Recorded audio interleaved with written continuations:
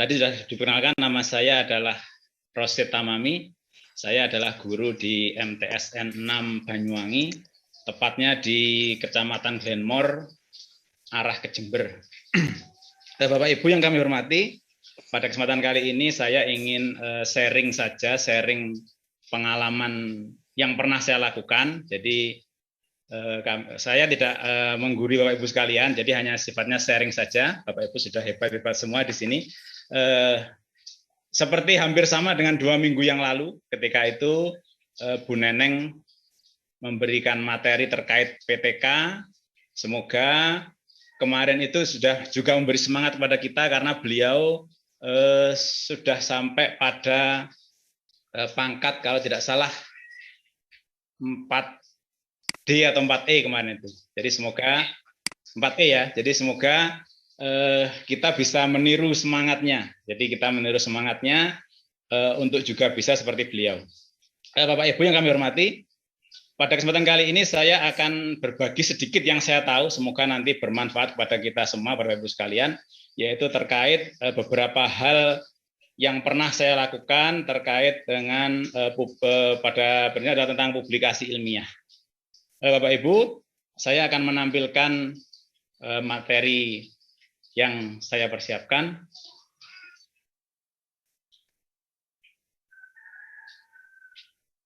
Bisa kelihatan Bapak Ibu?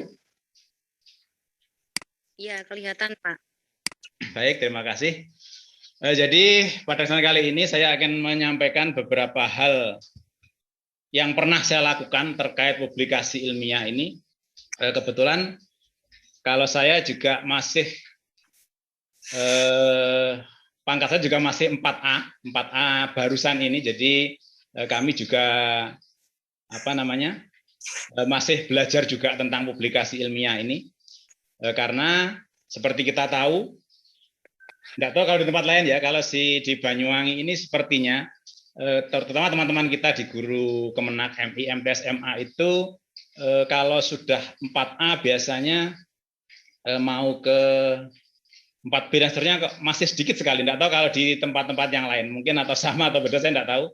Kalau yang saya tahu di sini, di Banyuwangi ini, kecil sekali persentasenya. Jadi banyak teman-teman saya itu yang sudah 4A sudah 7 tahun, 8 tahun, 9 tahun, seperti itu. Jadi mungkin materi yang kemarin dari Bu Neneng itu juga bisa menambah motivasi kita. Semoga nanti bisa kita bisa juga mengikuti jejak beliau. Seperti kita tahu, kalau di tempat saya itu sedikit sekali yang guru yang bisa sampai ke 4B dan seterusnya. Nah, Bapak Ibu, saya mulai presentasi saya tentang pengalaman saya sharing saya mulai. Jadi pada kesempatan kali ini kita akan membahas tentang publikasi ilmiah. Jadi kenapa saya mulai dari sebuah pertanyaan, kenapa kita guru itu harus melaksanakan kegiatan publikasi ilmiah? Mungkin kita tahu secara prinsip sebenarnya ada faktor atau alasan ideal, yaitu alasan idealisme. Silakan kita Bapak Ibu mengisi sendiri. Jadi yang jelas salah satunya mungkin ya kita untuk memberikan kompetensi dan lain sebagainya. Yang kedua, kalau kita tanya alasan pragmatis, tentu saja ini alasan pragmatis kita. Jadi bagaimana kita itu memang dituntut untuk melaksanakan ini. Kalau ingin untuk yang PNS untuk kenaikan pangkat. Jadi kalau kita tidak melaksanakan publikasi ilmiah, tentu saja kita akan kesulitan atau mentok pangkat kita. Jadi kalau saya cuplik dari Permenpan RB 16 nomor 16 tahun 2019 seperti kemarin di Bu Neneng itu dan buku 4 PKB itu. Jadi ketika kita dari 4A ke 4B itu maka kita membutuhkan nilai 12 dari publikasi ilmiah dan 4 pengembangan diri dan seterusnya. Dan yang berikutnya, di antara publikasi ilmiah itu ditentukan, yaitu yang pertama harus ada 1 buah laporan penelitian dan 1 jurnal yang ber-ISSN.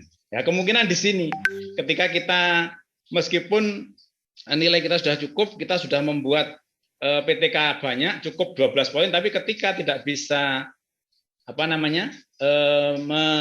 kita belum punya jurnal, 1-2 artikel jurnal, maka tetap tidak bisa. Jadi kita tetap tidak akan bisa, kita tidak akan dianggap untuk bisa syarat naik pangkat belum bisa. Dan itu terus dari 4B juga ada jurnalnya, ke 4E dan seterusnya. Ya, jadi semoga sharing kita pada kesempatan ini paling tidak menambah semangat kita untuk bisa meraih ini. Jadi kita bisa berusaha untuk mewujudkan ini, yaitu menerbitkan jurnal. Selain memenuhi 12 poin publikasi ilmiah tadi, kita kalau tanpa jurnal maka kita tidak bisa. Saya lanjutkan Bapak Ibu. Kemarin dari paparan dari Bu Neneng kemarin bahwa sebenarnya ada 10 jenis publikasi ilmiah yang bisa kita pilih. Ya, ini kalau versi saya akan berusaha memilih yang kira-kira bisa kita lakukan. Jadi ya semuanya mungkin bisa. Kalau ini yang saya pilih, kalau saya yang pertama adalah nomor 2 ini laporan penelitian atau PTK ini juga wajib. Jadi tadi harus ada membuat PTK. Kemudian yang kedua, nomor 4, 5, 6 ini jurnal ini juga wajib. Meskipun di sini berjenjang ada jurnal nasional, provinsi dan kabupaten, tapi di Permenpan RB di pedoman PKB itu tidak disebutkan itu. Yang penting ada ISSN-nya. Jadi ketika kita sudah bisa menerbitkan jurnal dan ber-ISSN, maka insya Allah sesuai dengan syarat tersebut harusnya bisa diakui. Entah itu jurnal nasional atau provinsi atau kabupaten tidak disebutkan, hanya skornya yang berbeda. Yang jelas harus ber-ISSN. Kemudian berikutnya ini juga salah satu hal yang bisa kita pilih, yaitu kita menulis artikel ilmiah populer di media massa. Nah ini skornya juga banyak, 1,5. Jadi ini juga saya kira bisa kita jadikan pilihan untuk melengkapi publikasi ilmiah. Kenapa? Karena dari segi persyaratannya juga tidak terlalu sulit, karena kalau dibandingkan kita harus membuat penelitian membuat PTK yang sekitar 70-80 lembar, ketika kita sudah bisa membuat artikel yang bisa dimuat katakan di MPA atau di Radar cukup 800 sampai 1000 kata, insya Allah ini juga ada skornya 1,5. Kemudian yang ini juga bisa kita jadikan pilihan adalah membuat buku pelajaran yang dicetak ber-ISBN. Nah, ini saya kira kalau kita membuat buku, insya Allah kita bisa, karena kita membuat buku sesuai bidang kita masing-masing. Jadi kita bisa mengambil rujukan dari mana-mana, kemudian kita susun kembali, dan kita terbitkan. Dan setahu saya, mungkin ya menurut saya, daripada jurnal kita lebih mudah buku. Karena buku itu, sekarang sudah banyak buku-buku penerbit itu yang bisa kita ajukan untuk melakukan penerbitan INDI itu dengan biaya yang tidak terlalu mahal. Antara 350 sampai 500, insya Allah juga bisa kita jadikan pilihan. Cuma kalau jurnal tadi adalah wajib. Jadi kalau buku ini tidak wajib, hanya untuk ke 4C. Nah, kemudian ini Bapak Ibu, laporan hasil penelitian. Saya umumnya adalah PTK. Jadi ini harus sudah kita buat, memang ini wajib. Jadi setiap kenaikan pangkat itu harus ada laporan hasil penelitian. Jadi kalau menurut saya, kita bisa juga sebenarnya selain PTK itu yang bisa kita lakukan adalah kita bisa juga memilih penelitian pengembangan. Karena ini sering kita lakukan sebenarnya. Jadi ketika saya yakin Bapak Ibu pasti kalau di kelas itu materi tertentu pasti kita akan membuat misalkan alat peraga atau media pembelajaran atau bahan ajar yang kita susun sendiri. Kenapa tidak itu kita juga teliti? Jadi ketika kita teliti maka penelitian pengembangan. Jadi kita tidak untuk menghasilkan laporan penelitian itu selain PTK kita juga bisa membuat penelitian pengembangan. Kemudian hasilnya itu kita laporkan sebagai karya inovatif. Jadi misalkan ini juga kita pilih, kita bisa melakukan sekaligus. Jadi ketika kita misalkan seperti kemarin itu membuat PTK dengan berbantuan alat peraga yang kita susun sendiri misalkan. Jadi sebelum kita katakan kita melaksanakan PTK, kita membuat alat peraga tersebut kita teliti, kita membuat penelitian, kemudian setelah selesai, berikutnya kita membuat PTK. Maka dalam satu kegiatan itu kita bisa menghasilkan 3 buah produk, yaitu produk penelitian pengembangan, kemudian produk PTK, dan karya inovatif. Kalau ini bisa kita persiapkan, insya Allah untuk memenuhi poin 12 tadi bisa, karena seperti kita tahu kalau kita membuat penelitian pengembangan ataupun PTK yang diseminarkan di sekolah kemudian disimpan di perpustakaan itu nilainya 4. Kemudian kalau ada kita membuat alat peraga, kita teliti juga sebagai penelitian pengembangan itu juga nilainya 4. Jadi sekali melakukan ini kita punya 3 produk, kemudian alat peraganya itu kita jadikan karya inovatif. Karya inovatif itu kalau sesuai buku pedoman itu, kalau kompleks nilainya 4, kalau sederhana nilainya 2. Anggap sudah kita membuat yang sederhana.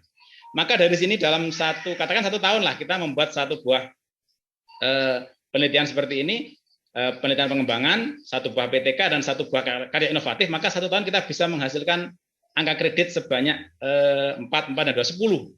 Ketika 2 tahun sudah 20, maka sudah terpenuhi.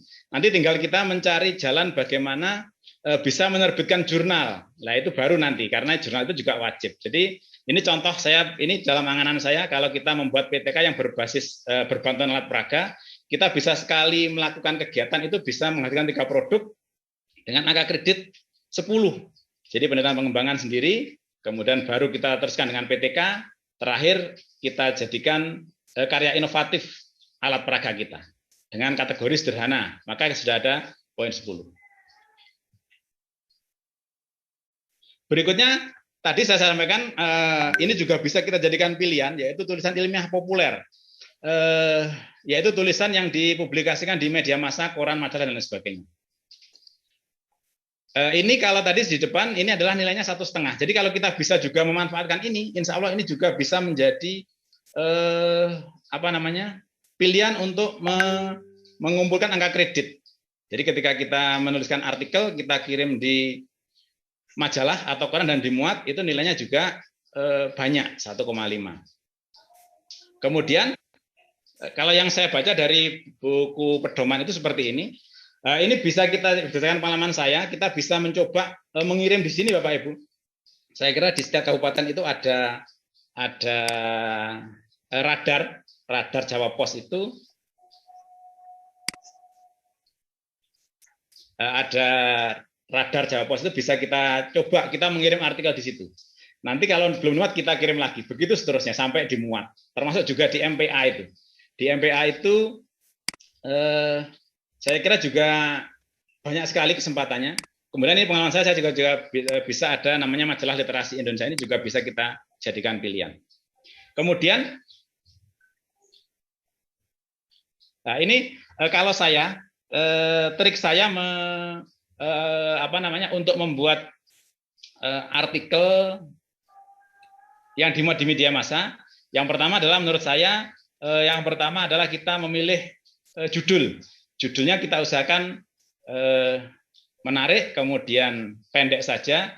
Dan yang kedua adalah kita berusaha mencari isu-isu yang sedang hangat misalkan.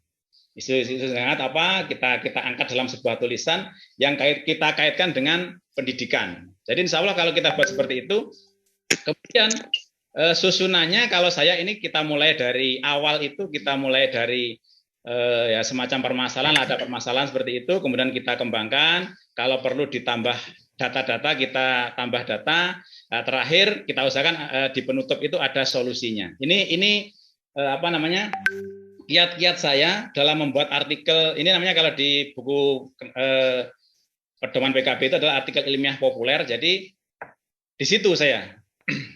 Jadi kalau misalkan yang sifatnya harian seperti radar itu ya kita cari kira-kira yang sedang trending topik saat itu apa, coba kita angkat, siapa tahu dimuat seperti itu.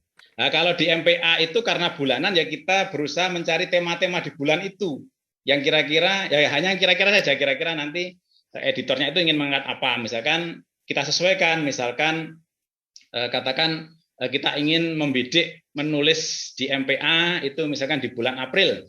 Nah, coba kita nanti menggali tema tentang misalkan emansipasi wanita, kita kaitkan dengan pendidikan seperti itu. Kalau saya seperti itu, misalkan di bulan Agustus kita kaitkan dengan kemerdekaan dan sebagainya. Jadi itu yang saya lakukan ketika saya ingin membuat artikel yang kebetulan ini dimuat di beberapa media. Dan ini kemarin saya masukkan juga dalam kenaikan pangkat dan ini juga dinilai, diakui seperti itu. Nah, yang kemudian ini yang saya sampaikan tadi adalah kita membuat artikel ilmiah yang dimuat di jurnal. Nah, ini barangkali ini yang agak lebih prosesnya lebih panjang karena kita harus menemukan jurnal yang tepat, kemudian biasanya kalau di jurnal itu juga ada direview. Ya seperti kalau dulu kita bimbingan skripsi itu ya direview, kemudian ada yang kurang ditambahi dan seterusnya sampai beberapa kali setelah itu baru bisa dimuat. Nah, dan ini masalahnya yang artikel ilmiah yang di jurnal ini wajib. Jadi ketika ini belum bisa sesuai dengan peraturan yang tadi di awal tadi, maka otomatis pak kita tidak akan pernah bisa kalau dari 4A ke 4B.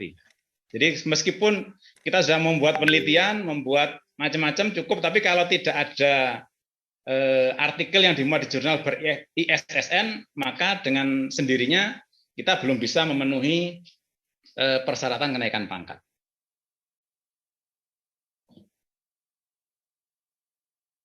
Jadi kebetulan saya juga belum banyak Bapak Ibu. Saya kebetulan hanya berhasil baru 2 kali ini menerbitkan artikel di jurnal. Yang pertama tahun 2014, ini di jurnalnya P4TK Matematika Yogyakarta.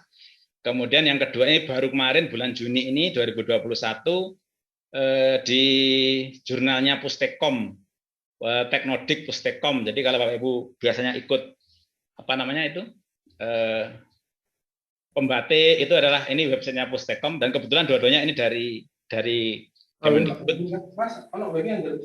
Nah, jadi kemudian yang ini jadi seperti ini tampilannya kalau kita membuat jurnal. Nah, nanti kita akan menyampaikan langkah-langkahnya Bapak Ibu. Nah, berikutnya ini saya berusaha membuat peta konsep menurut saya ya, ini peta konsep menurut saya. Semoga sesuai Bapak Ibu. Peta konsep saya menyusun KT itu menurut saya seperti ini. Ada 8 langkah ini yang harus kita lakukan. Yang pertama adalah kita harus memahami KTI dan jenis-jenisnya. Jadi kalau untuk guru itu sebenarnya cukup hanya 2 ini sebenarnya yang kita pahami. Kalau yang mahasiswa atau dan sebagainya banyak sekali jenis-jenis penelitian. Kalau kita sebagai guru terkait dengan waktu, kemudian tugas dan lain sebagainya, menurut saya yang bisa kita laksanakan ya 2 jenis ini. Yang pertama adalah PTK dan yang kedua adalah pengembangan R&D. Kenapa? Karena kalau PTK ya di kelas-kelas kita mengajar, kemudian kita meneliti di kelas kita, kemudian kalau pengembangan itu ya kita membuat bahan ajar, kita teliti dulu. Jadi menurut saya ya 2 jenis ini harus kita pahami betul seperti apa membuat PTK itu, membuat pengembangan seperti itu.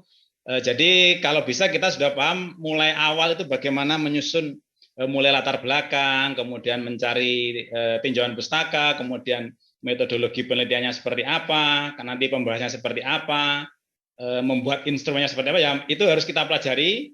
Dari mana ya kita cari bacaan Bapak Ibu, ya kita dari buku, dari browsing dan sebagainya, nanti sampai kita paham bagaimana cara kita menyusun PTK, kemudian atau bisa juga kita memilih bagaimana kita menyusun penelitian pengembangan. Kemudian yang kedua, setelah kita paham itu, maka yang kedua kita akan berusaha menemukan ide atau masalah yang akan kita teliti sampai kita menemukan judul. Saya kira kalau menemukan ide, masalah tidak akan sulit, Bapak Ibu. Setiap hari kita pasti di kelas itu pasti menemukan masalah. Kalau kita selesai ngajar, istirahat di ruang guru, pasti yang kita bicarakan masalah, yaitu masalah pembelajaran siswa kita.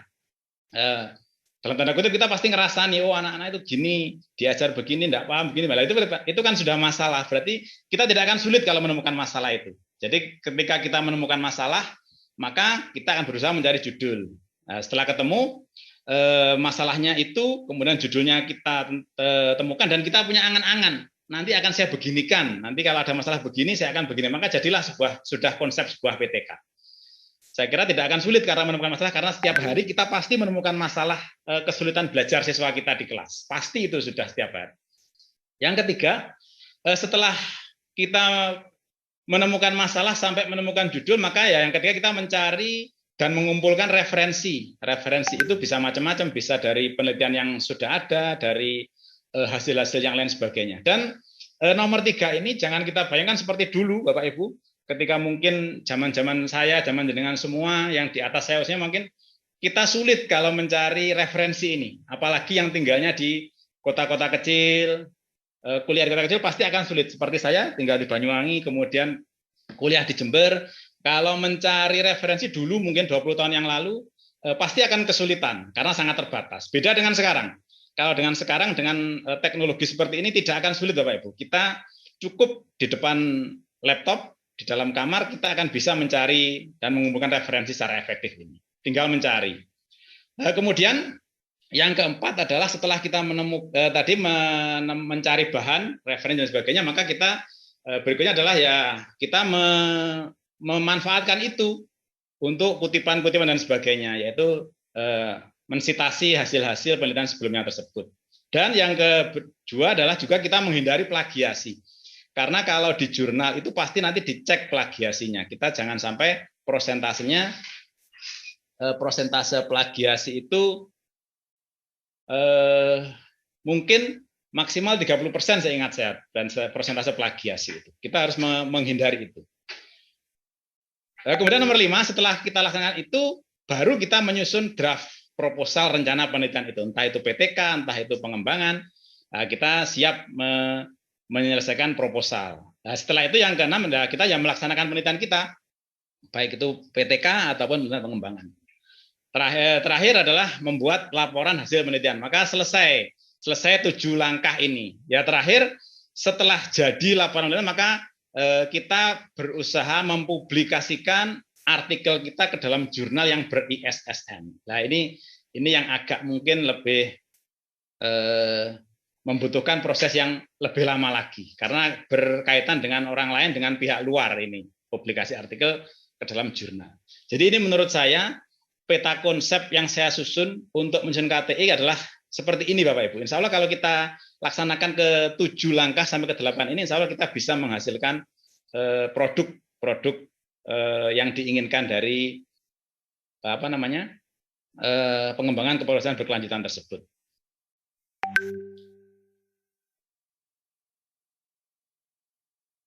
Nah, jadi saya kira sudah banyak Bapak Ibu kalau bahan-bahan ini yaitu tinggal kita cari saja. Jadi pada kesempatan kali ini saya akan mencoba sharing saja yang ini Bapak Ibu. Nomor 3 yaitu mencari dan mengumpulkan referensi secara efektif.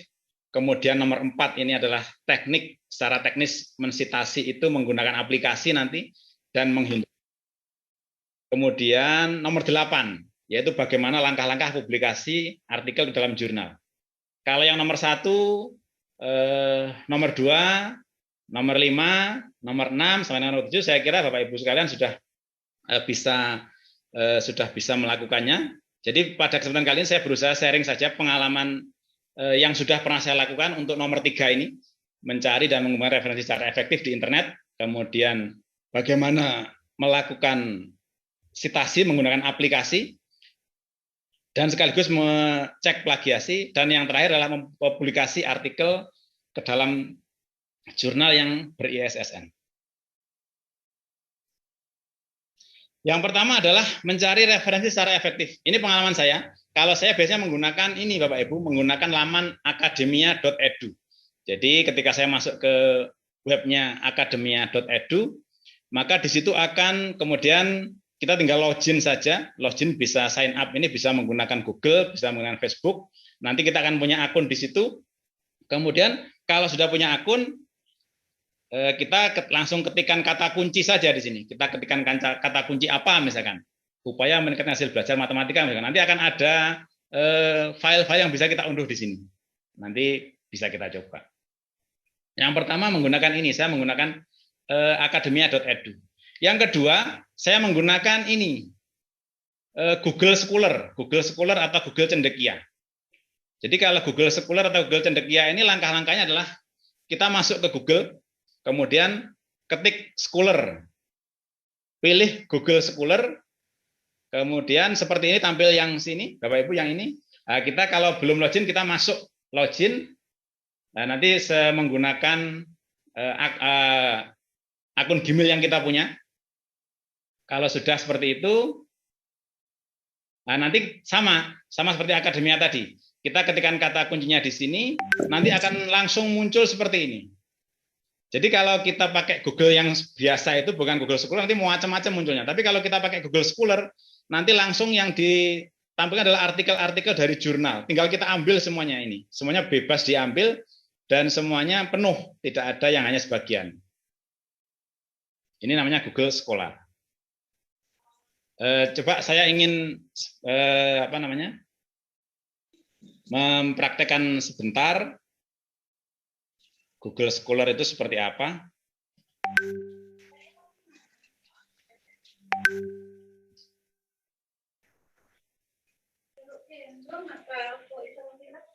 Jadi seperti tadi, kita langsung praktek sebentar. Kita masuk ke Google seperti ini, kita ketik Scholar.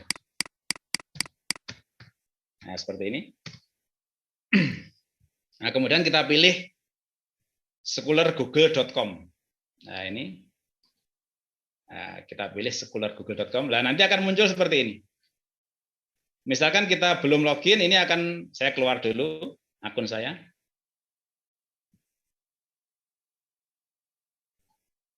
Nah, nanti akan muncul seperti ini. Nah, tampilnya seperti ini. Profil saya, koleksiku, kemudian di sini ada tulisan masuk. Nah, saya klik masuk di sini. Kita masuk dengan akun kita, akun Gmail kita. Tinggal kita pilih, misalkan ini. Langsung saya pilih. Kita berikutnya.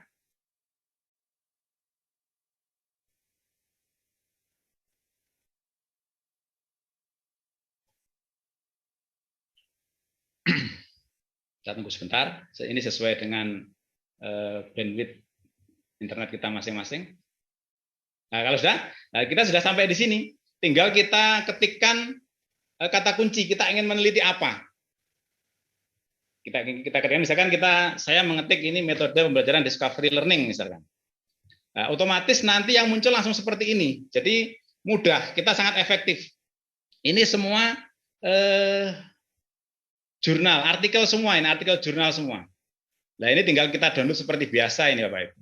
Sudah tidak usah kemana-mana, ini semuanya ada. Ini sampai ratusan jumlahnya, sesuai dengan kata kunci yang kita kata kunci yang kita ketikkan tadi. Ini. Kemudian yang kedua, ketika kita sudah pernah menulis jurnal yang ber-ISSN, maka otomatis karya kita tersebut juga terindeks di sini di Google Scholar ini. Di sini ada, kita lihat, ini saya pilih profil saya misalkan seperti ini. Maka otomatis ketika saya sudah pernah menulis jurnal di artikel, maka akan muncul di sini. Ini ada muncul judul artikel kita seperti ini. Dan nanti otomatis kalau ada orang yang mensitasi, mengutip, akan langsung terindeks di sini. Kebetulan belum banyak ini. Saya menulis jurnal tahun 2014, ini dikutip oleh 11 orang. Ternyata ada yang membaca tulisan saya, dikutip, disitasi oleh 11 orang. Ini bisa kita lihat siapa yang mengutip, ini yang pernah saya buat seperti ini. Kita klik di sini. Nah, ternyata ada beberapa judul jurnal yang mengutip tadi. Ya kan, ini dari Unisma, kemudian ini dari mana-mana dan sebagainya. Nah, bisa kita lihat, oh berarti tulisan kita pernah disitasi atau pernah dikutip. Nah, coba kita buka satu saja.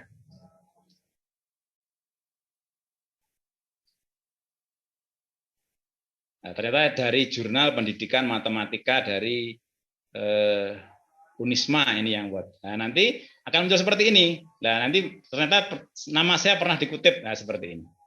Nah, contoh tadi adalah Google Scholar. Saya lanjutkan.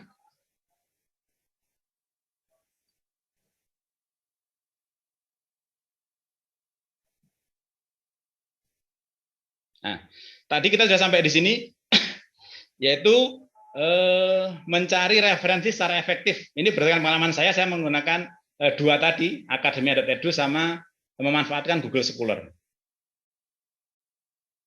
Nah, berikutnya ini kita masuk ke sini. Yang kedua adalah sitasi. Saat ini banyak jurnal itu yang menginginkan kita melakukan sitasi itu menggunakan aplikasi, namanya aplikasi Mendeley. Aplikasi Mendeley. Ini seperti kemarin 2 minggu yang lalu, pemateri yang Bu Neneng itu menyatakan bahwa salah satu hal yang dicek oleh penilai itu adalah ini, sitasi ini. Jadi ketika pengutipannya tidak tepat, bisa jadi artikel kita atau PTK kita dicoret. Contoh tidak tepat adalah begini Bapak Ibu. Kita mengutip seseorang di dalam artikel kita. Misalkan di tinjauan pustaka atau di pendahuluan kita mengutip nama orang. Tapi di daftar pustakanya tidak ada. Atau sebaliknya, di daftar pustakanya ada, tapi begitu dicari di dalam tidak ada kutipan itu. Ini seperti kemarin disampaikan oleh Bu Neneng kemarin, ya sudah dicoret seperti itu. Berarti diindikasi PTK kita nanti dianggap dianggap plagiat dan sebagainya, atau ngopi paste tidak dicek lagi. Jadi itu kemarin saya dengar itu ada pertanyaan seperti itu, Bu Neneng itu menyampaikan salah satu yang dicek pertama adalah sitasi ini. Jadi ketika di depan itu di bab 1 bab 2 ada kutip dari siapa, kemudian ternyata daftar pustakanya tidak ada. Atau sebaliknya, daftar pustaka ada, di kutipan tidak ada. Nah, untuk menghindari tersebut kita bisa menggunakan ini aplikasi namanya Mendeley. Ini. Dan sekarang jurnal-jurnal itu banyak yang meminta kita menggunakan ini untuk melakukan teknik dalam sitasi. Dan ini bisa kita unduh secara gratis di www.mendeley.com. Langkahnya adalah pertama setelah kita unduh installernya, kita install. Setelah kita install, buat akun, kemudian register. Seperti ini tampilannya. Setelah kita download nanti seperti ini. Kalau belum pernah berarti kita klik register ini. Klik register. Kalau sudah nanti kita sign in menggunakan email kita. Ini seperti ini. Nanti kalau sudah kita install nanti akan muncul seperti ini. Ini tampilan yang sampingnya ini. Nah, ini kebetulan sudah ada isinya seperti ini. Kemudian ada kita klik tool dan berikutnya ini pilih install MS Word plugin. Setelah ini maka otomatis MS Word kita terinstall Mendeley. Nanti akan muncul seperti ini. Sekali sudah terinstall, maka akan MS Word kita nanti di referen itu ada muncul gambar Mendeley. Ini yang pertama. Nah, seperti ini Bapak Ibu. Nanti kalau sudah kita install, kemudian kita register, sinkronisasi dengan Word, maka aplikasi bisa digunakan nanti seperti ini. Kalau kita klik reference ini, akan muncul ini, insert citation. Ternyata ada gambar ini, seperti huruf M ini. Nah, ini berarti sudah terinstall. Nanti kalau sudah seperti ini berarti kita siap menggunakan. Bagaimana cara menggunakan Mendeley ini? Nanti kita praktekkan. Yang pertama adalah kalau ini sudah selesai berarti yang cara kita menggunakan adalah ini. Pertama kita buka MS Word kita, kemudian kita mulai mengetik naskah kita. Jadi mulai mengetik naskah kita seperti biasa. Kalau kita buat kutipan adalah misalkan menurut Sujana begini-begini ya, atau kalimat panjang kemudian di belakangnya adalah Suharsi Marikunto 2009 misalkan. Itu kalau dulu kita ketik secara manual, maka sekarang kita menggunakan ini lebih mudah. Jadi yang pertama ini saya langkahnya seperti ini. Kalau sudah kita install tadi maka langkah pertama adalah kita menginput naskah. Tadi kita sudah punya referensi yang banyak, jadikan satu folder. Tadi dari Google Cendekia tadi kita kumpulkan satu folder. Berikutnya naskah-naskah tersebut kita upload ke Mendeley. Caranya adalah buka Mendeley, kemudian kita input di Mendeley. Setelah kita input, kita buka naskah di MS Word. Seperti ini, contoh seperti ini. Kemudian untuk mereferensi menggunakan sitasi bagaimana? Ya langsung saja. Kutipan itu bisa diletakkan di awal, di tengah, atau di akhir. Caranya adalah klik ini, insert citation. Kemudian pilih go to Mendeley, pilih naskah di Mendeley. Terakhir adalah kita pilih sheet, maka akan langsung tertampil di sini. Kita coba setelah ini. Kita coba dulu. Saya stop share dulu, saya pindah ke Word. Misalkan saya sudah punya naskah seperti ini misalkan. Nah, naskah seperti ini, anggap saja ini naskah latar belakang atau tinjauan pustaka. Kita ingin mengutip suatu pendapat dari ahli misalkan. Itu bisa kita letakkan di depan sini atau biasanya kita kan macam-macam, ada yang di tengah, ada yang di akhir. Jadi setelah kita tadi install nanti akan muncul ini Bapak Ibu. Kalau kita klik referen,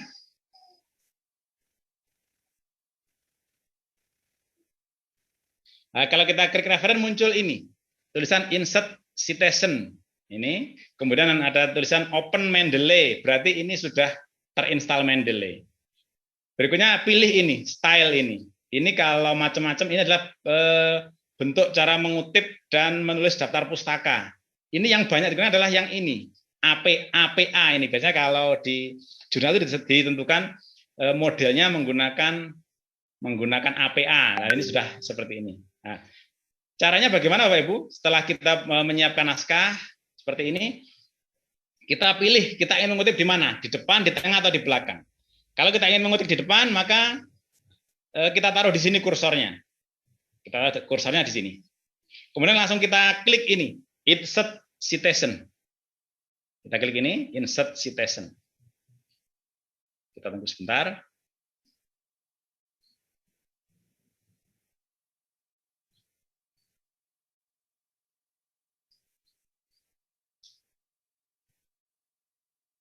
Nah, nanti akan muncul Mendeley seperti ini. Maka kita login dulu. Kita masukkan email dulu.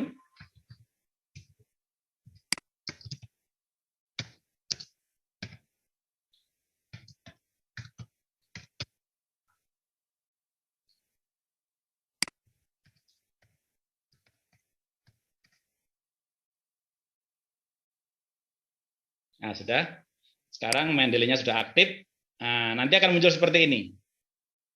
Nah, ini tampilan Mendeley seperti ini, Bapak Ibu. Nah, seperti ini. Ini adalah naskah yang sudah saya input. Naskah yang sudah saya input ke Mendeley. Akan muncul seperti ini. Cara menginputnya adalah lewat sini.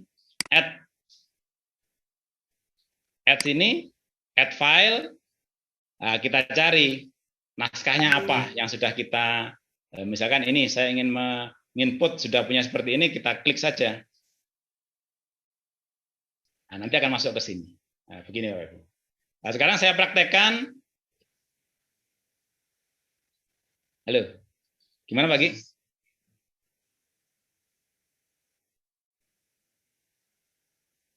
Oh, udah masuk Pak Gi. Mendeley belum masuk ya. Baik. Sebentar.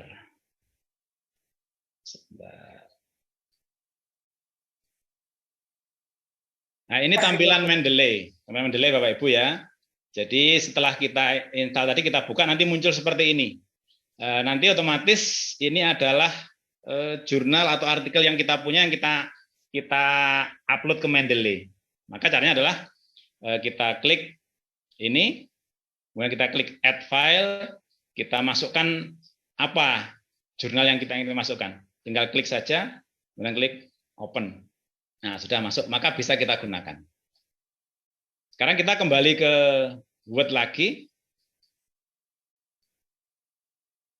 Nah, ini naskah kita. Kalau kita menggunakan Mendeley sangat mudah Bapak Ibu. Kita tinggal klik ingin menulis di mana ini citasinya. Misalkan taruh di sini. Kita taruh di sini, maka klik kita pilih insert citation. Seperti ini. Pilih go to Mendeley. Kita pilih go to Mendeley. Kemudian kita pilih naskah apa yang ingin kita citasi. Kita klik, terakhir kita tekan tombol sheet. Nanti akan otomatis muncul di sini. Makalah tadi namanya akan muncul di sini. Nah, seperti ini. Setiawati et al. 2016 menyatakan misalnya seperti itu. Kalau kita ingin menulis di tengah di sini misalkan sama saja. Kita klik di sini, kita klik insert citasi, kita pilih go to Mendeley, kemudian kita pilih mana yang kita kutip. Kita pilih save. Nah, ini sudah otomatis. Atau kita ingin mengisi di terakhir di sini. Sama. Kita klik insert citation, kemudian kita pilih go to Mendeley, kita pilih artikelnya mana, kita pilih sheet. Nah, selesai. Ini kalau kita menggunakan Mendeley, maka ketika kita sudah mengutip, katakan 3 orang ini yang kita kutip, kita ingin membuat daftar pustaka. Maka di terakhir kita ingin membuat daftar pustaka, tidak perlu kita tulis satu persatu. Seperti ini. Nah, cukup kita menggunakan Mendeley. Jadi ini kalau tadi insert citasi, sekarang kita insert bibliografi. Ini kita klik saja.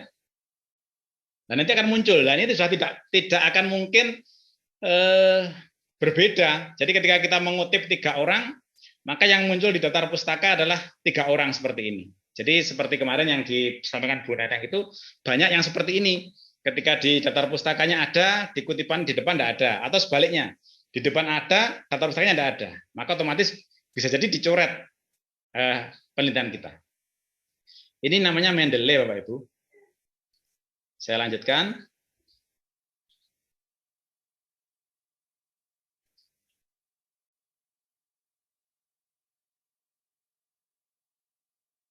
Setelah kita melakukan sitasi dan plagiasi, berikutnya adalah kita juga kalau ingin menulis di jurnal, kita harus hati-hati dengan plagiasi ini.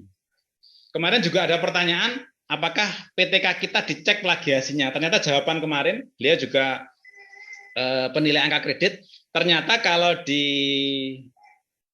PTK kita tidak terlalu dicek plagiasinya. Kenapa? Karena yang kita kirimkan adalah berkas fisik, yaitu jilitan kertas kita, jadi bukan file. Jadi kalau kita membuat PTK itu hanya dicek, tidak dicek plagiasinya, hanya dicek mungkin sistematikanya sudah sesuai atau belum, kemudian salah satunya adalah tadi citasinya sudah tepat atau tidak.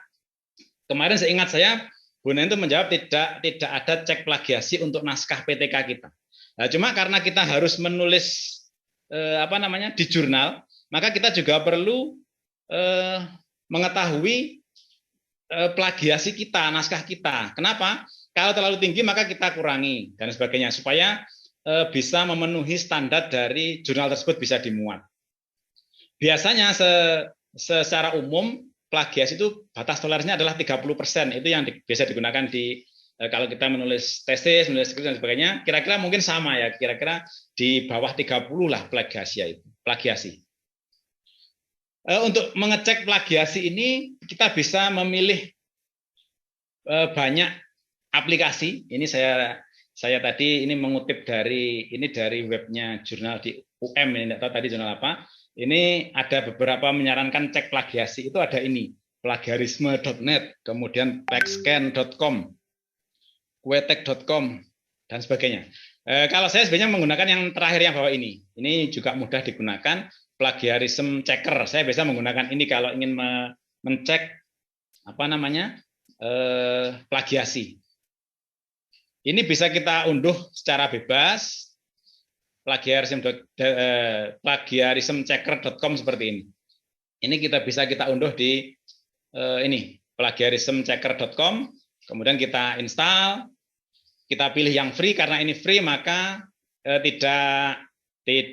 tidak bisa seluruh naskah yang kita cek, harus bertahap.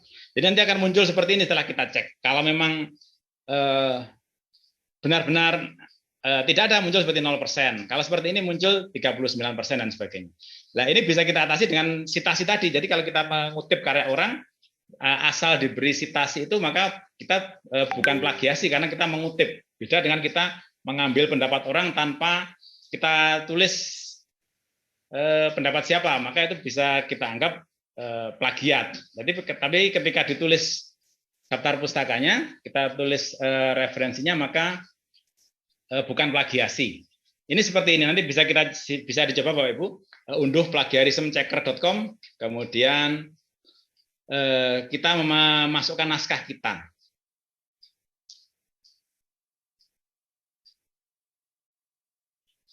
Berikutnya saya ingin menyampaikan ini rangkuman saya, pengalaman saya menerbitkan artikel ke jurnal, meskipun hanya 2, akan saya sampaikan, barangkali semoga bisa bermanfaat bagi Bapak Ibu sekalian.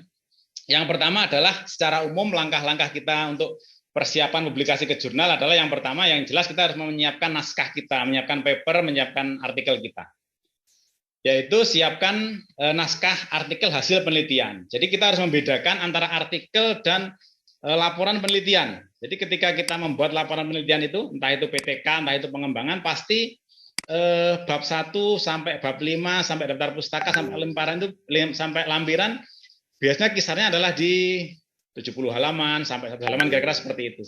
Kemudian kalau artikel itu berarti itu kita rangkum dari laporan hasil penelitian, itu kita rangkum dari yang semula 70 halaman sampai 1 halaman itu menjadi hanya 10 sampai 12 halaman. Namun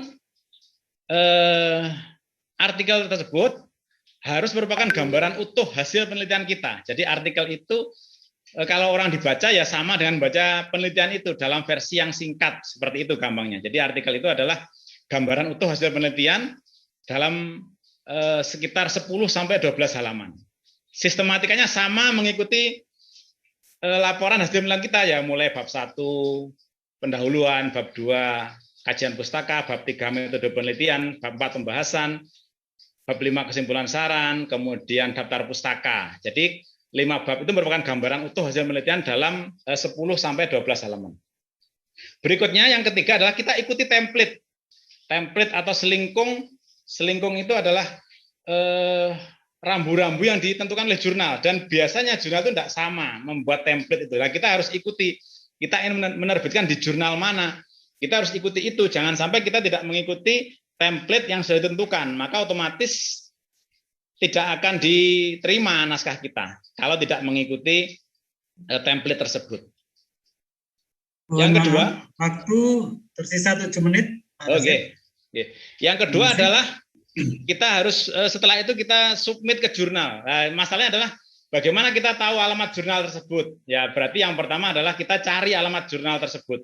Cari alamat jurnal tersebut, dan sekarang jurnal itu menggunakan sistem OJS namanya, Open Journal System. Jadi semua bisa membaca, semua bisa mendownload, semua bisa mengirim naskah. Beda dengan dulu. Dulu itu kalau buka jurnal belum tentu bisa kita baca dengan utuh. Sekarang hampir semua jurnal itu asal kita bisa menemukan webnya, bisa kita unduh seperti tadi di Google Scholar itu. Dari mana kita tahu laman jurnal tersebut? Ya kita cari informasi, kita cari-cari laman-laman jurnal tersebut. Atau kita kembali ke kampus. Biasanya kalau di kampus itu sekarang pasti sudah punya jurnal.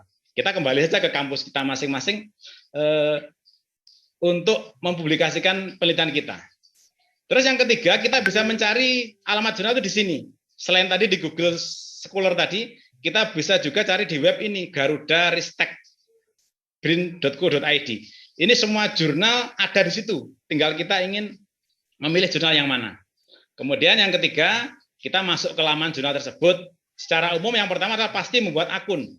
Kita membuat akun di jurnal tersebut. Setelah buat akun, kita buka, coba kita baca, di situ pasti ada tulisan fokus dan scope. Nah, kita cari di situ. Fokus dan scope-nya apa? Misalkan kita jurusan PAI, ya kita cari jurnal yang fokus dan scope-nya PAI matematika dan seperti itu.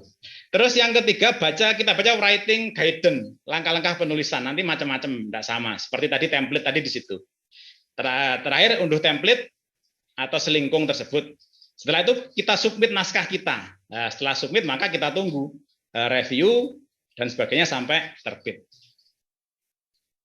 Nah, ini beberapa laman jurnal yang saya ketahui.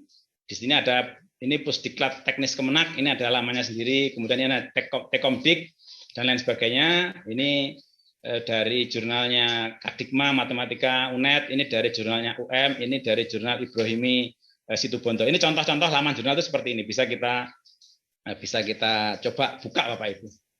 Nah, seperti ini. Nah, nanti pasti akan muncul ini.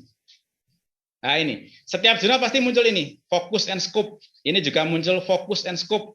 Ini kalau ini bahasanya guideline and submission. Ini bahasanya author guideline. Nah, kita baca aja di sini. Setelah kita baca focus and scope, kita baca ini meskipun bahasa Inggris biasanya bahasa Indonesia ini isinya kalau. Nah, ini juga sama, focus and scope, writing guidance, online submission. Ini focus and scope. Nah, pasti ada focus and scope, ada author guideline. Nah, ini kita baca. Nah, terus ini jurnal sekarang pasti inginnya ini kita menggunakan Mendeley dalam sitasnya. Nah, ini kita membuka laman jurnal. Nah, ini yang saya sampaikan tadi, kita bisa mencari alamat jurnal itu dari sini, Bapak Ibu. Selain dari Google Scholar tadi, kita bisa membuka di sini juga. Ada 2 web ini yang bisa kita buka, garudaristekbrin.co.id atau Sinta Ristekbrin. Dan sini seluruh jurnal pasti masuk di sini, terindeks di sini di Garuda ini. Nah, ini yang kedua, ini Sinta. Sinta ini adalah sekaligus akreditasi jurnal. Jadi jurnal itu akreditasinya adalah Sinta 1, Sinta 2, Sinta 3, Sinta 4, Sinta 5. Ini kriteria tingkatan jurnal tersebut. Nanti bisa dicoba Pak Ibu, silakan dibuka sendiri-sendiri. Garuda Ristekbrin atau Sinta Ristekbrin ini untuk mencari alamat jurnal. Nah, ini contoh pengalaman saya menulis di Pustekom. Jadi alamatnya di sini jurnal.kemdikbud.go.id. Kemudian kita yang kedua adalah buat akun, kita isi data lengkap. Yang ketiga kita submit naskah sesuai template tersebut.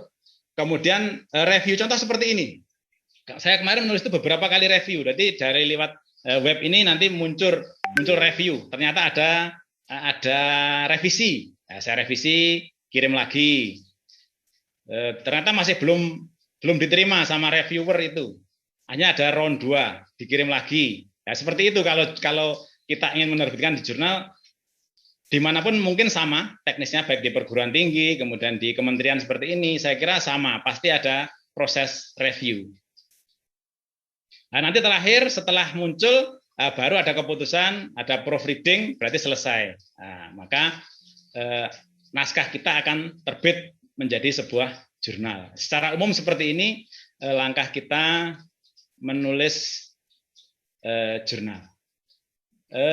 Saya kira itu yang sharing informasi yang bisa saya sampaikan. Semoga ada manfaatnya. Saya akhiri dulu, saya kembalikan kepada Bapak Anas. Assalamualaikum warahmatullahi wabarakatuh. Waalaikumsalam warahmatullahi wabarakatuh. Terima kasih Pak Rosid yang telah memaparkan publikasi, bagaimana cara mempublikasi artikel atau hasil penelitian ke jurnal. Apa yang disampaikan oleh Pak Rosid tadi bukan hanya sekedar cerita, teori, tapi merupakan suatu pengalaman nyata dari awal hingga akhir. Oleh karena itu kepada Bapak Ibu semuanya, mungkin kita bisa sharing, ada yang mau ditanyakan dari yang telah disampaikan oleh Pak Rosid tadi, sehingga bisa membawa manfaat untuk kita. Dan tadi sudah ada satu pertanyaan, tapi melalui chat dari Bu Handayani, Dwi Handayani dari MTS 4 Ngawi. Pertanyaannya adalah, apakah nilai artikel yang diupload di jurnal dengan yang di proceeding itu nilainya sama? Itu. Kemudian juga ada pertanyaan dari chat di sini yang dari Bu Nana tadi. Mohon nanti materinya untuk di-share kepada panitia dan dibagikan. Itu. Saya kira itu mungkin dari teman-teman ada yang mau ditanyakan dulu. Pak Rosid silakan ditanggapi dulu pertanyaan pertama. Terima kasih. Yang pertama untuk materi, insya Allah nanti saya kirim di chat atau di grup WA. Yang kedua mengenai angka kredit itu bisa kita baca secara komplit Bapak Ibu. Ada di buku 4 dan buku 5 PKB. Itu sangat komplit. Nanti silakan bisa diunduh Bapak Ibu termasuk proceeding itu. Jadi saya kemarin pernah ikut diklat itu, seingat saya tahun 2016 atau berapa, mengenai seperti ini juga. Itu tadi yang saya sampaikan adalah secara teknis seperti itu. Secara teknis ada seperti itu. Cuma kan kadang juga ada faktor non teknis. Jadi kadang secara teknis harusnya nilai sekian, ternyata nanti paknya turun nilai sekian. Itu adalah faktor non teknis yang Jadi secara umum pedoman itu ada di buku 4 dan buku 5 PKB. Jadi seperti proceeding itu kemarin itu seingat saya juga beberapa ada juga yang proceeding itu tidak diakui karena tidak tertulis di buku 4 itu kayaknya tidak ada proceeding itu. Nah, cuma sepertinya nanti silakan Bapak Ibu bisa kita coba kita buka bersama-sama.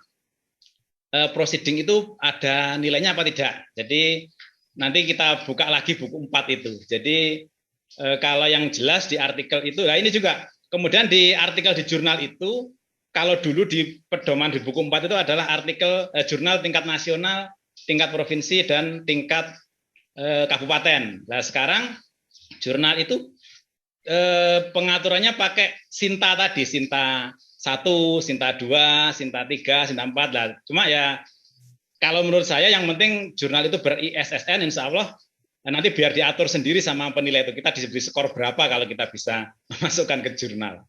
Saya kira itu Pak Anas. Ya, terima kasih. Selanjutnya ada pertanyaan yang kedua, yaitu dari Bu Tari, MTSN 8 Ngawi. Nah, kepada Bu Tari, monggo silakan. Waktunya. Assalamualaikum warahmatullahi wabarakatuh. Waalaikumsalam warahmatullahi wabarakatuh. Selamat sore Pak Rosid, Pak Anas, Pak Ki, teman-teman semua. Terima kasih waktunya Pak. Saya Susmintari dari MTS Negeri 8 Ngawi. Terima kasih Pak, materinya insya Allah sangat bermanfaat. Yang ingin saya tanyakan Pak, jadi saya sependapat dengan Pak Rosid tadi bahwa gaya selingkung masing-masing jurnal itu berbeda-beda. Nah, yang ingin saya tanyakan, kalau untuk kenaikan untuk usul PAK yang 4 golongan 4 ke atas, Pak, 4A ke 4B misalkan di saya itu kan sudah pakai online ya, sudah pakai online. Berarti kalau Pak Rosid tadi menyampaikan yang diteliti dalam laporan PTK itu adalah bukti fisiknya, tapi di yang usul pangkat ke 4 ke atas itu kan sudah pakai online, sehingga dimungkinkan sekali akan ada pengecekan tentang plagiarisme misalkan Pak. Nah, yang ingin saya tanyakan, misalkan berapa persen syarat yang dibolehkan untuk pengutipan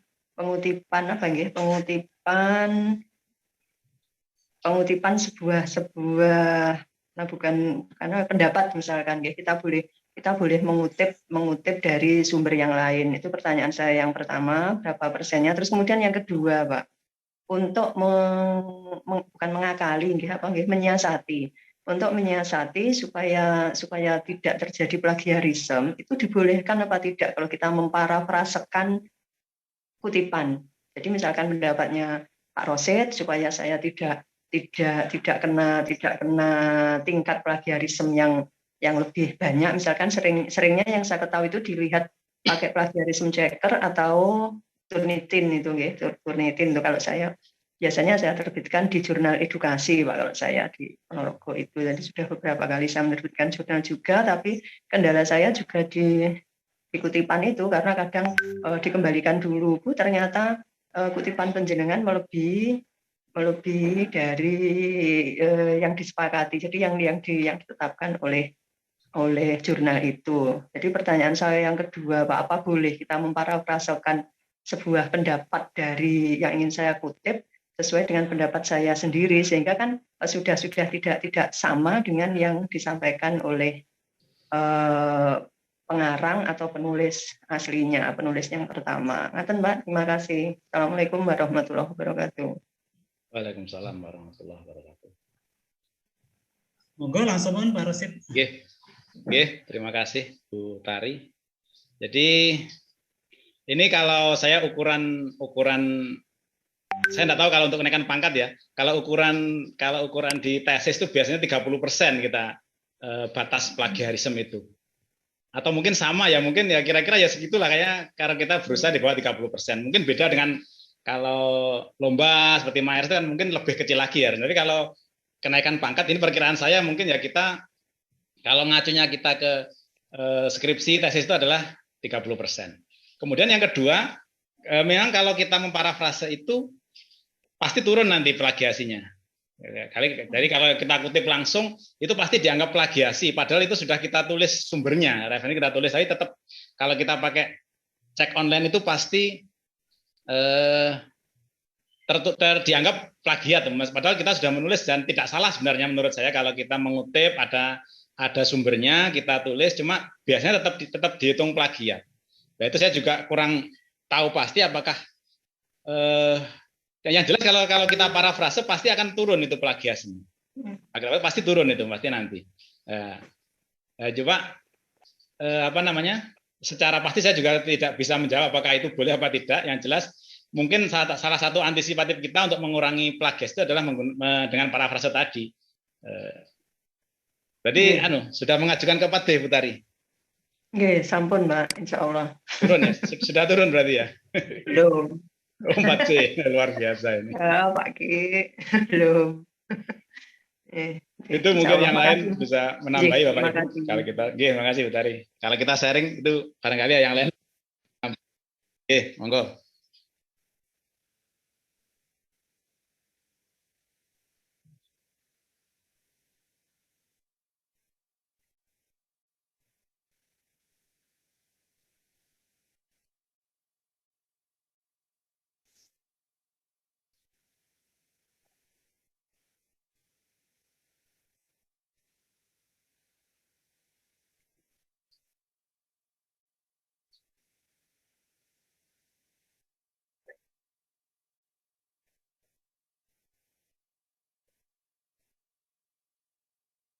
Iya.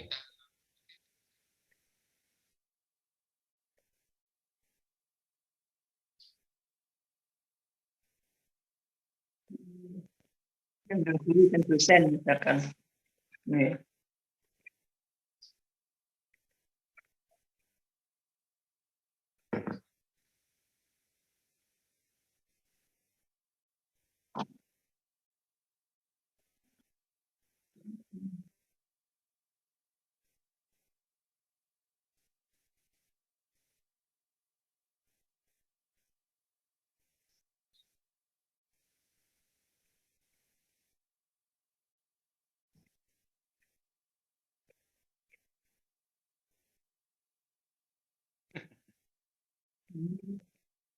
Hilang ya.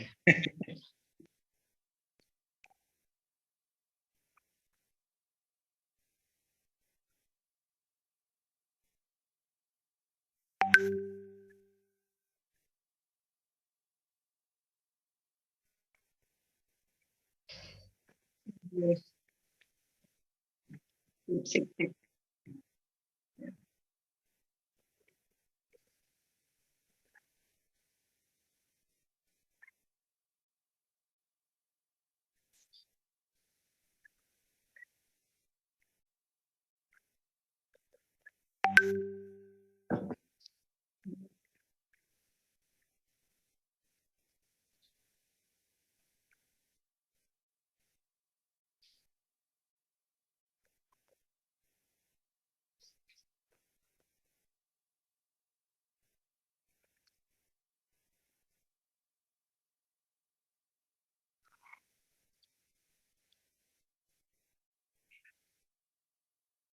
Bayar.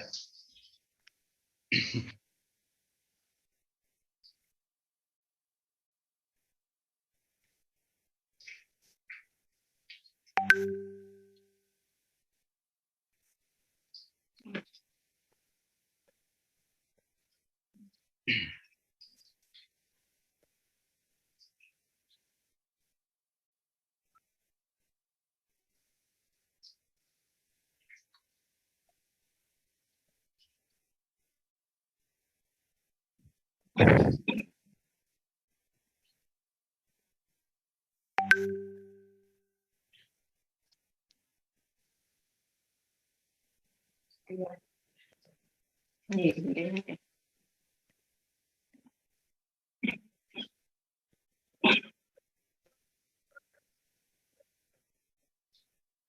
Oh, 20. 20%.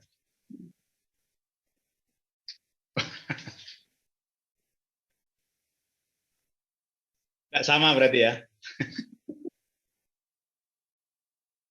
30% ya.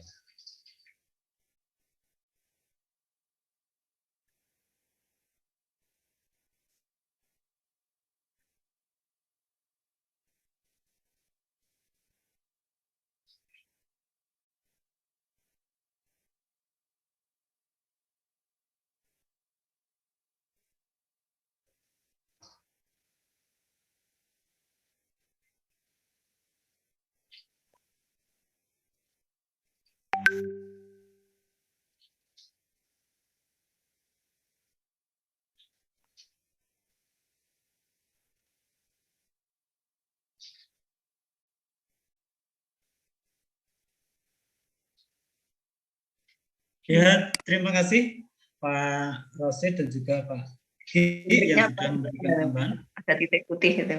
Iya. Ya, Memang ada trik-triknya Pak Ki ini. trik istimewa. Berikutnya, Bisa ini langsung Pak Rosid coba. masih ada 3 pertanyaan lewat chat juga. Ini berikutnya yaitu pertanyaan dari Bu Isdiah dari MTS 8 juga, Madiun. Ini misal kita sudah mengirim ke salah satu jurnal dan disuruh revisi, misal tidak direvisi dan kita ingin menarik kembali naskah artikel tersebut, prosedurnya bagaimana? Oke.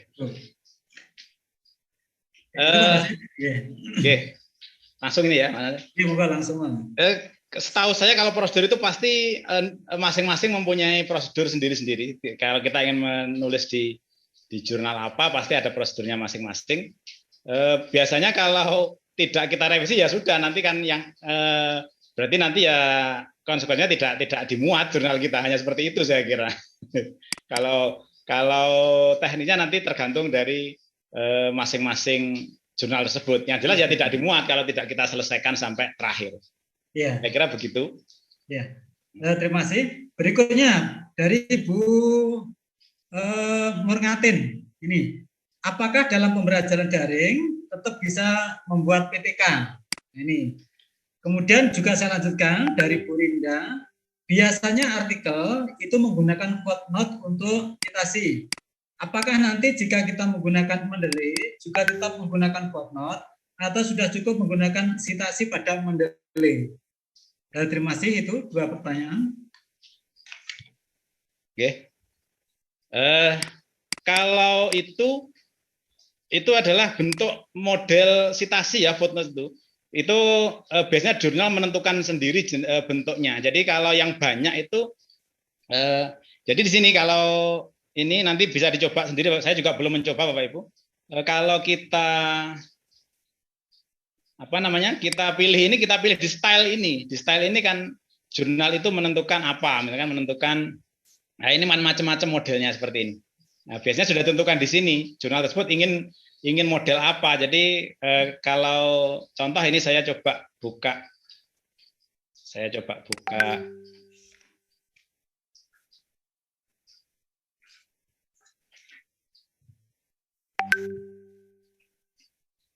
Buka sebuah template jurnal misalkan. Sudah tentukan biasanya kita seperti apa citasinya, seperti ini. Ini jurnalnya dari UM ini seperti ini. Ya, ini kan langsung muncul seperti ini biasanya. Jadi kita ikuti saja ini. Sebentar. Nah, seperti ini. Judulnya harus begini, kemudian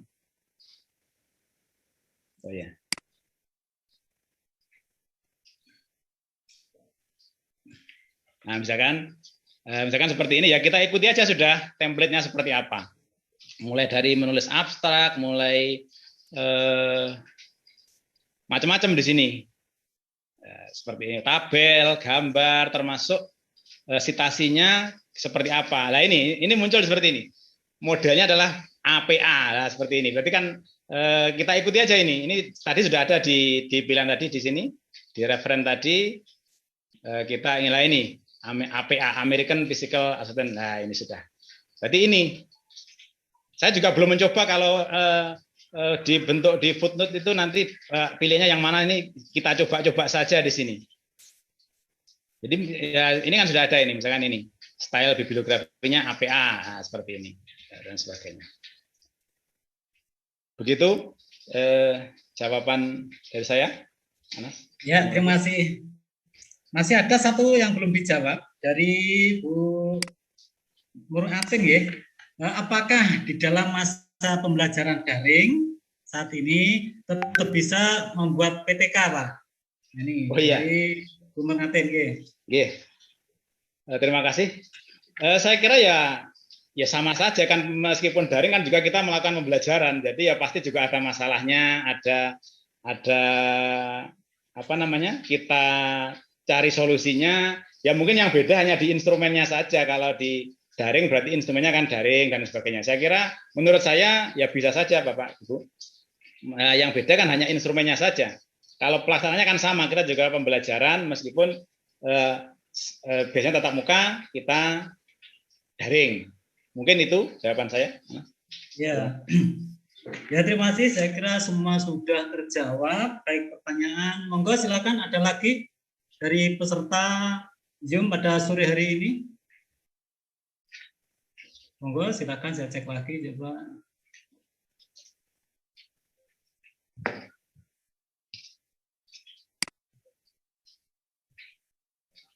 Monggo silakan, ada lagi atau tidak? Baik. Kalau memang tidak ada, alhamdulillah juga. Ini jadi intinya Bapak Ibu semuanya bahwa materi pada kali ini sangat bersambung dengan materi kemarin. Kalau kemarin dari Bu Neneng yaitu tentang bagaimana penyusunan PTK, dan salah satu yang tindak lanjut adalah bagaimana menjurnalkan PTK atau hasil karya tulis kita atau artikel-artikel kita pada tahap berikutnya, sehingga nilai kita baik dari jurnal bisa dapat, kemudian dijurnalkan juga dapat. Dan ternyata kita di sini banyak pengalaman sekali dari Pak Rosid, bagaimana prosesnya. Ternyata kita mengcopy atau memplagiat atau ternyata semuanya ada aturannya, dan mungkin bagi kita semuanya ada yang belum memahami, dan alhamdulillah dengan adanya pencerahan pada sore hari ini sudah ada, sehingga kita bisa menentukan langkah-langkah berikutnya bagaimana kita nanti untuk menyusun PTK, mulai dari persiapannya, kemudian bagaimana pelaporannya, bagaimana metodenya, dan juga bagaimana publikasinya. Saya kira sudah sangat jelas sekali. Mungkin untuk closingnya Pak Rosid bisa disampaikan dari semua yang ada di sini. Terima kasih. Terima kasih Bapak Ibu sekalian yang saya hormati, kepada seluruh peserta pada sore hari ini. Saya kira itu tadi beberapa hal yang saya tahu meskipun sedikit, pengalaman yang pernah saya lakukan terkait dengan publikasi ilmiah, baik itu menulis di media massa atau menulis di jurnal. Semoga apa yang saya sampaikan ini meskipun sedikit, apa yang saya ketahui ini bisa bermanfaat untuk kita semua, bisa bermanfaat Bapak Ibu sekalian. Apabila ada hal-hal yang kurang berkenan, saya mohon maaf yang sebanyak-banyaknya. Dari saya cukupkan, saya kembalikan ke Pak Anas. Assalamualaikum warahmatullahi wabarakatuh. Waalaikumsalam warahmatullahi wabarakatuh. Maaf Pak Rosid, ini ada masih satu tindak lanjut Pak Rosid. Yeah. Ini tadi mengenai pengiriman pada jurnal yang tadi tidak direvisi dan tidak ditarik. Takutnya nanti sama jurnal itu nanti ditayangkan atau nanti ditulis. Sementara kalau nanti tulisan tersebut dikirim pada jurnal lain, nanti bisa dikatakan sebagai plagiator. Nah ini benar nanti. Ya. Oke. Ya. Itu adalah terkait kode etik Bapak Ibu. Jadi kode etik itu biasanya pasti jurnal itu tidak mau kalau sudah pernah ditampilkan di jurnal lain. Jadi kalau saya ya kita di situ pasti ada kontak personnya. Jadi kalau memang di satu jurnal ya kita selesaikan sampai selesai. Kalau memang tidak kita teruskan ya kita sampaikan saja, kita pindah ke jurnal yang lain. Saya kira seperti itu. Jadi kalau sampai nanti terbit 2 kali juga jadi masalah. Jadi jurnal itu jelas pasti tidak boleh ditampilkan di dua jurnal sekaligus. Jadi kalau ya kita selesaikan salah satu. Kalau memang kita tarik berarti kita di situ pasti ada, sekarang sudah sangat mudah kita berkomunikasi, pasti ada kontak personnya. Jadi kalau memang tidak kita tahu ya kita tutup, kita pindah ke tempat yang lain. Barangkali seperti itu. Jangan sampai nanti kita terbit di 2 tempat. Jadi yang jelas kalau dari terbit dan pasti nanti bermasalah. Saya kira begitu, Pak Anas. Ya, terima kasih untuk semuanya kepada Pak Rosid Tamawi yang tadi telah menyampaikan dan juga sebagai pemateri. Saya harapkan semoga apa yang dilakukan pada hari ini bermanfaat untuk kita semuanya. Dan terima kasih juga atas semua jawaban-jawaban yang telah disambung dengan pertanyaan tadi dengan jawaban.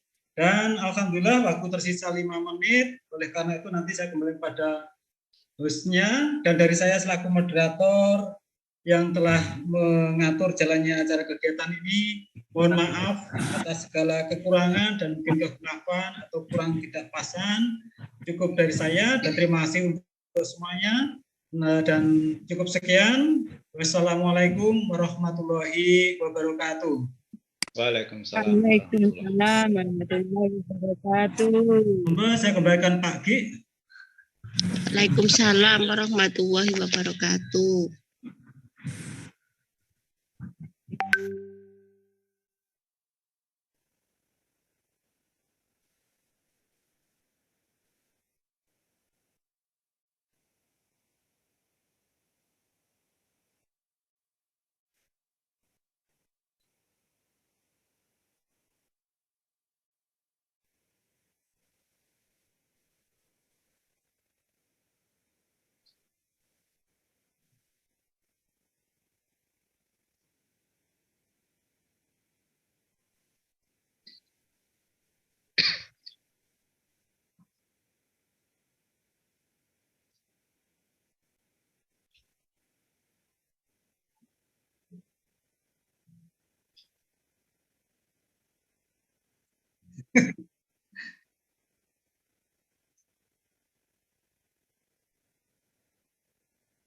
Alhamdulillah.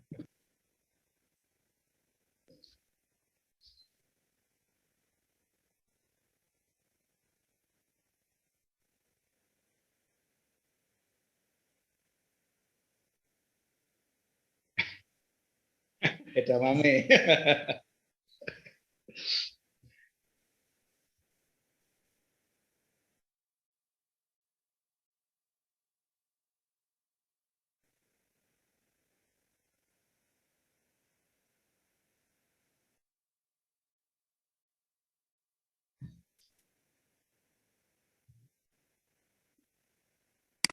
Waalaikumsalam warahmatullahi wabarakatuh.